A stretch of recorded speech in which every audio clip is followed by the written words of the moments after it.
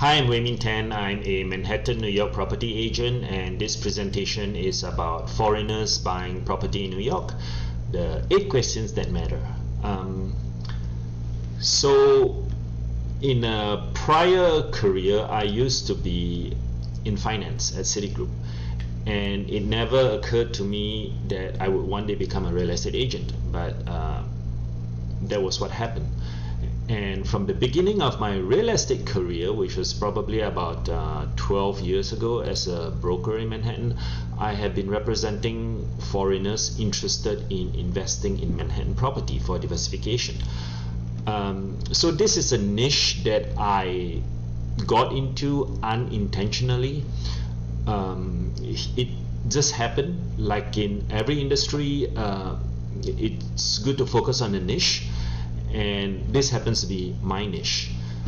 So anyway, this is the opening slide, and these are examples of our foreign clients' apartments. The one on the left here is a pre-wall condo. This is the dining area of the apartment, and we actually renovated the whole apartment. The before photos look totally different from these after photos. The one in the middle here is the apartment of our client from South America, and this was a turnkey apartment where we bought it and then we turned it over, we rented it out right away. And the one on the right here is close to the World Trade Center. It's also in a pre-wall condo, so notice the ceilings are very high. For this one, the ceilings are 17 feet, which is double height, and it has 2 great dual exposures. It looks out to the south here and it looks out to the west. So those are examples of some of our deals. The 8 questions. First one is, can a foreigner buy property in New York? Yes, foreigners buy property in New York every day because New York and London are seen as the world's highest tier global cities for diversification. So short answer is yes. What type of property can a foreigner buy in New York? The apartments in Manhattan, New York are either co-ops, and that's 2/3 of the apartment inventory, and condos, that's 1/3 of the apartment inventory. When I say apartment inventory, I'm referring to the apartments where you can buy an individual unit as opposed to having to buy the whole building.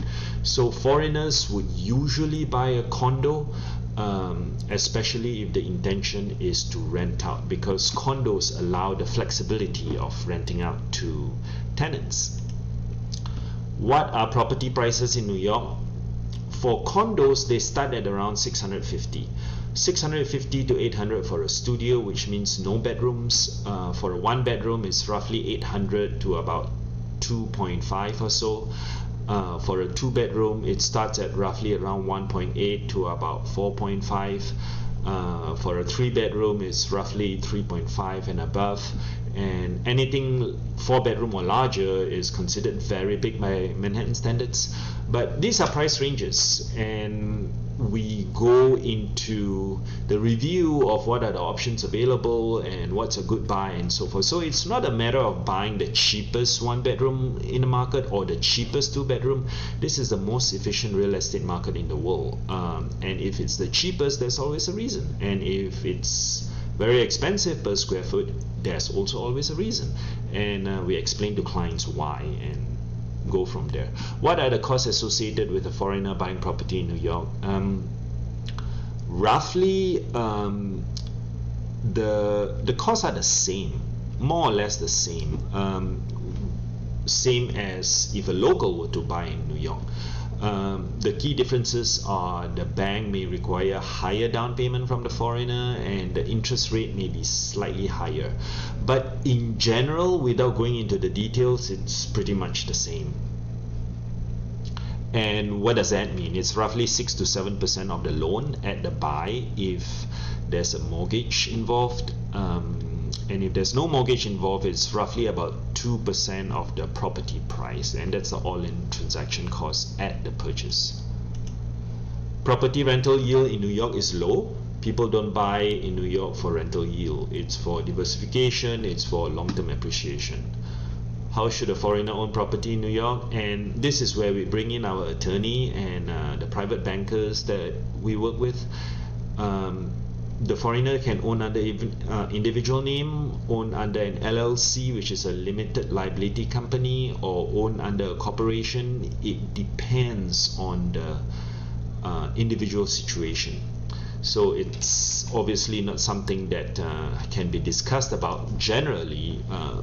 It has to be discussed specifically, and that is where the buyer would have to speak to the attorney who's going to review the whole situation and so forth. Taxes when a foreigner sells his New York property, and this is dependent upon the structure that the property is held under. The capital gains tax is usually the lowest if held under individual name, and it's usually the same if held under an LLC, because an LLC is a flow-through entity, and it's usually a bit higher if held under a corporation. And again, this goes back to speaking with a lawyer and with a CPA and so forth, because I'm not a lawyer or a CPA, so won't be able to comment on these. How does the estate tax impact foreigners? Estate tax is when the owner passes away, so the exemption for foreigners is very, very low, and this is perhaps the most important part of structuring the deal properly from the beginning, especially if you're a foreign buyer. And this is also where having the right experienced lawyer is very important, because what I've noticed is that a lot of foreigners will just buy the property and they don't get the right advice, and these are things that they find out way after the property has been purchased. So that was the summary, and these are the 8 basic points that the foreign buyer should consider or think about, and not just look at properties without this proper preparation in advance. And this is just a brief bio of myself. I focus on Manhattan condominiums. I'm an ex-city banker. Went to Illinois for grad school, live in Tribeca, and I do a lot of fitness stuff, specifically a lot of hardcore HIIT kind of workouts and kickboxing. And thank you for watching.